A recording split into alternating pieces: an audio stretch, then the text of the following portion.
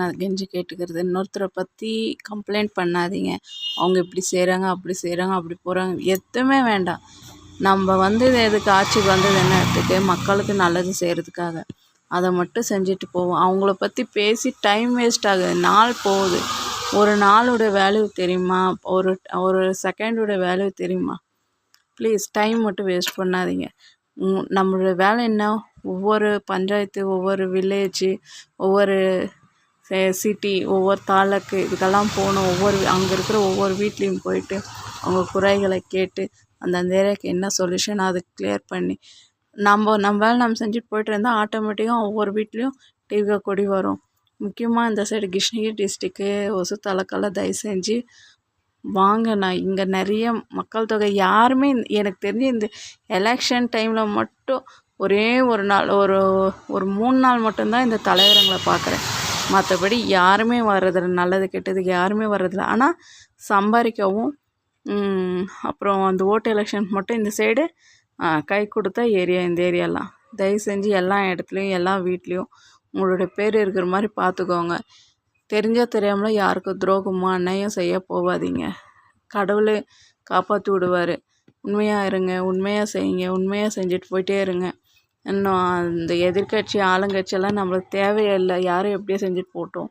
தனி கட்சியாக இருந்து மட்டும் சமாளிங்கண்ணா ப்ளீஸ். மக்கள் இருக்காங்க, உங்களுக்காக கடவுள் இருக்கார். உண்மையே ஜெயிக்கணும், உண்மையே வெல்லணும், வாய்மையே வெல்லும். ப்ளீஸ் இன்னொருத்தரை பற்றி குறை சொல்லிகிட்டு இருக்காதீங்க, டைம் வேஸ்ட் பண்ணாதீங்க.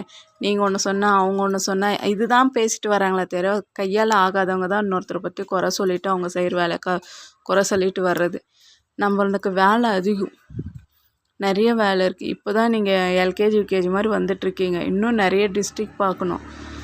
6 டிஸ்ட்ரிக்ட் தான் முடிஞ்சிருக்கு. இன்னும் நிறைய டிஸ்ட்ரிக்ட் பார்க்கணும், தாலுக் பார்க்கணும். அதனால் அவங்கள பற்றி குறை சொல்லிவிட்டு கூட்டம் போட்டு டைம் வேஸ்ட் பண்ணாதீங்க.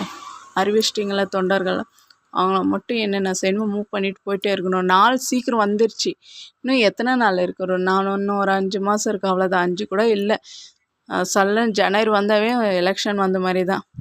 அதுக்குள்ளே 90% நீங்கள் எல்லா கூட்டமும் முடிஞ்சிருக்கணும். மக்களிடையில் என்னென்ன கருத்து சேரணுமோ சேர்த்திருக்கணும்.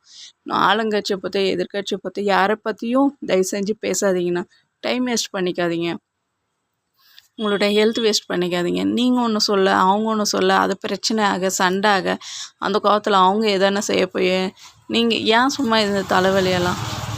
அமைதியாக இருப்போம். நீங்கள் என்ன செய்கிறீங்களோ அதை செஞ்சுட்டு போயிட்டே இருங்க ப்ளீஸ். நன்னோரை பற்றி யாரை பற்றியும் நம்மளுக்கு தேவையில்லை. அவங்க செய்கிற பாவம் புண்ணியெல்லாம் கடவுள் பார்த்துக்குவார். அவங்க கோடிக்கணக்கில் லட்ச கோடி கணக்கில் பணம் சேர்த்து வச்சுருந்தாலும் போகும்போது எடுத்துகிட்டு போகிறது யாருமே கிடையாது.